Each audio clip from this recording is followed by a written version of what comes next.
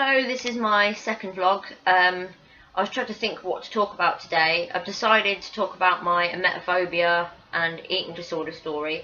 I made a vlog a minute ago, but it was like getting like 20 minutes long, so I thought that it was too long, that no one's going to want to watch it, so I thought I'd record it again and try and be quite quick telling the story, so it doesn't bore people. So yeah.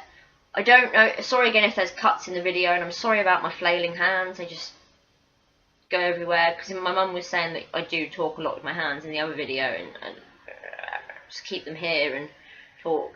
You know, I don't do that.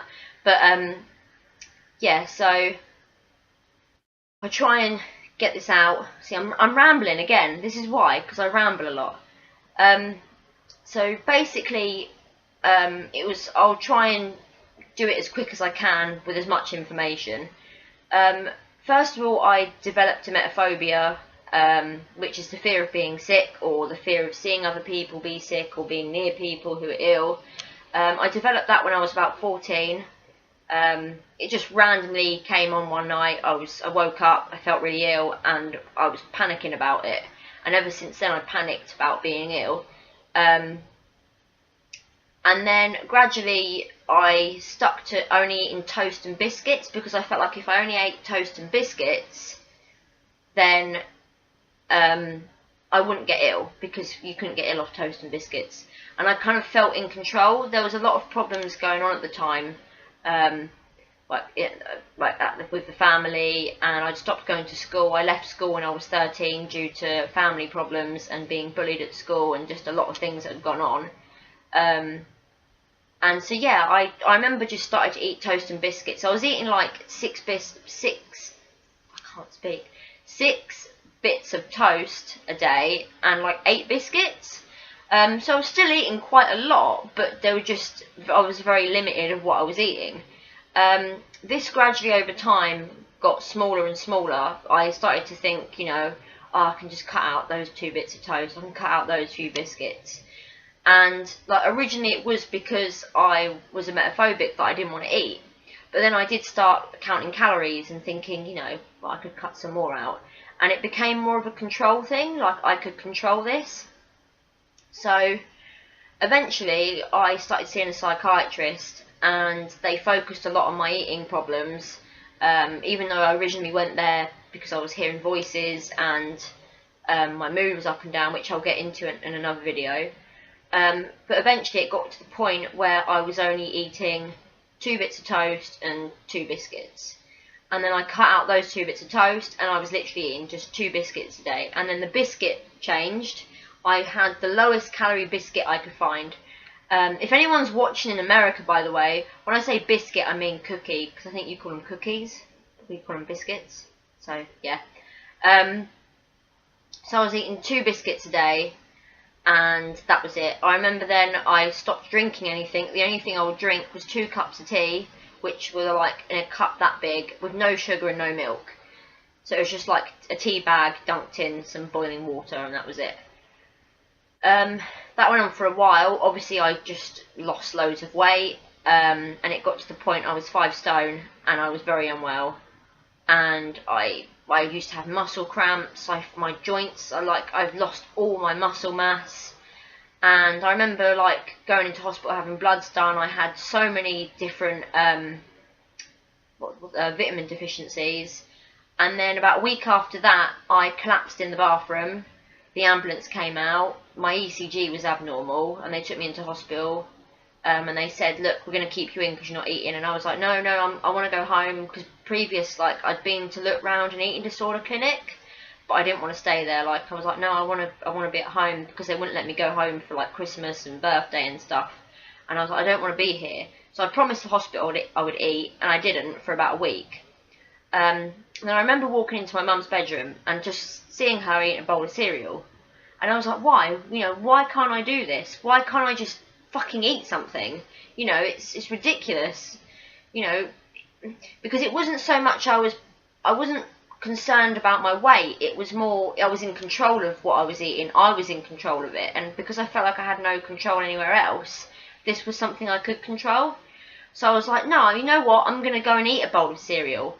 you know, like I'd had so many people try and help me, doctors, you know, mental health teams, even had the social services involved, and you know, I just thought, you know what, only I can do this. And I was about 17 at the time, so I was like, I'm gonna go downstairs. I made a bowl of cereal, ate it. Was a big mistake having a big bowl of cereal, because obviously when my body wasn't used to food, it just rejected everything that I put in. You know, I had a really upset stomach. It was horrible. And then I gradually started eating over the next few days. And then there was one day I had, sorry, there's loads of banging. There was one day I remember I had like some toast, some cereal, and then I ate a lollipop and biscuits. And it got to night time and I had this awful pain in my stomach. Like, I mean, I was doubled over in pain. I couldn't move. I ended up being sick, which was the thing I'd been avoiding for so long and I was so terrified of. And my dad took me down to the walk-in centre, which is like an on-call doctor's that's open in the middle of the night. So I went down there, and this must have been about 9 o'clock in the evening. And they gave me some antacids and said it's because you're eating again, you know. So I took these antacids, went home, and the pain was just getting more and more and more severe. And I waited for my mum to get back from work, because she actually worked at the walk-in centre, and the pain was just not stopping. So we went straight back down to the walk-in centre, and they gave me an estemetil injection, which is an anti-sickness, because I kept saying I felt sick. They gave me that, and then that knocked me out. Like, I could not even keep my eyes open. I was like, woo, all over the place. But this pain was just getting more and more and more severe, and my stomach was swelling up so much. And then the doctor was like, we think it's your appendix. So they sent me over to the hospital. I remember, like, going to it was very, very, like, disorientated, because I was, like, so drugged up on this estemetil, like, because my body, like, they gave me so much of it. I think they gave me like 12.5 milligrams, but because I was so small, like, medication really affected me. And I remember getting taken to hospital, and I remember having a stomach x-ray, and I remember just laying on this bed thing with this x-ray machine, and this guy was going to move down the bed, but I just couldn't function. Like, I could hear him saying it, but I couldn't function to do it. And he, like, just dragged me down this, like, bed thing, and I was like, whoa. Finally I started coming round a bit more, and got put on a ward, and then they told my mum to, like, leave the room, and they were like, are you pregnant? And I was like, no. And they were like, are you sure you're not pregnant? And they kept asking me this, because my stomach was so, like, so swollen. They're like, are you sure you're not pregnant, Taylor? And I was like, I'm not pregnant. You know, I'm not. And they were like, are you sure? And in the end I was like, look, I'm gay. I'm a lesbian. I'm not pregnant, please leave me alone. And at this point, I hadn't even kissed someone, I hadn't had any sexual relationships with anyone, so it would be impossible. So they finally stopped asking me that. And then I remember they injected me with tramadol, which is a painkiller, and I remember just falling asleep. And the next day I woke up, I still felt really sick, obviously because of the food. So they gave me this tablet called metoclopramide. So they gave me 10 milligrams of this stuff, and I stopped feeling ill. And then about 4 hours later, I started feeling a bit ill again. So they gave me another 10 milligrams of metoclopramide. Didn't think anything of it, you know, they're the doctors. And just to also say, before they gave me this, they weighed me as well. So they gave me this medication, and I went for like one of those scan things. I can't remember what they're called. I have no idea. No, it's gone. You know when they put the you know when you are pregnant and they put that jelly stuff on your stomach, and then they do that. It's like I'm washing a dish.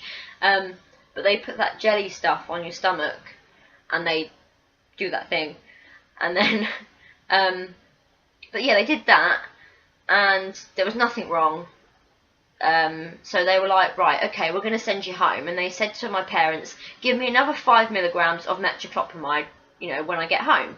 So I went home, and before I left, my neck started to feel really tight, and like it kept spasming, and I thought maybe I just slept funny, you know, it was a hospital bed, maybe I just wasn't comfortable. But my neck like kept having this weird spasm.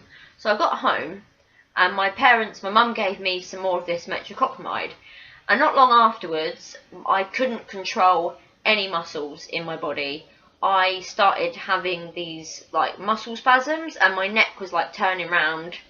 I couldn't like move my tongue properly. I was dribbling.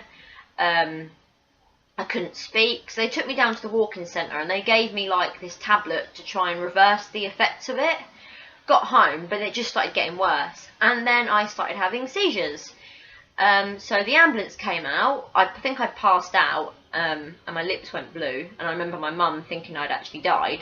The ambulance came out, got in the ambulance, went to hospital, and I had about 20 seizures in the space of, 3 or 4 hours. I had a lot of seizures in that space of time. And this was all because I ate something again. And obviously, it wasn't because of that. It was because I was actually allergic to this medication. But not only was I allergic, they actually overdosed me. So it was their mistake. Basically, because of my weight, where they weighed me, they should have gone by my weight and not how old I was. So they actually overdosed me, I think 15 milligrams over what I should have taken, and I had a really severe reaction to it and had all these seizures. So like, we're going to keep you in hospital. I was like, no, you fucking not. I'm going home. I don't want to be near this hospital because, you know, you've overdosed me. So I went home, and then ever since then, I wouldn't say I've recovered from an eating disorder. I still have eating problems now. I did relapse a few times, but that was kind of it in a short, like, my eating disorder experience, and that all started because of the emetophobia.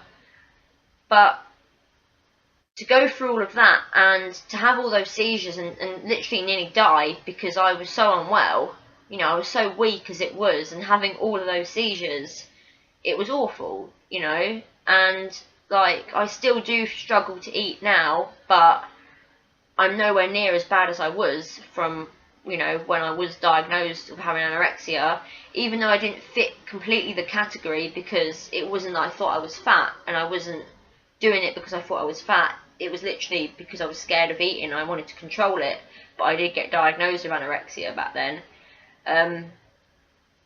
But yeah, so that's my eating disorder story, and the story of when I went into hospital and I got overdosed.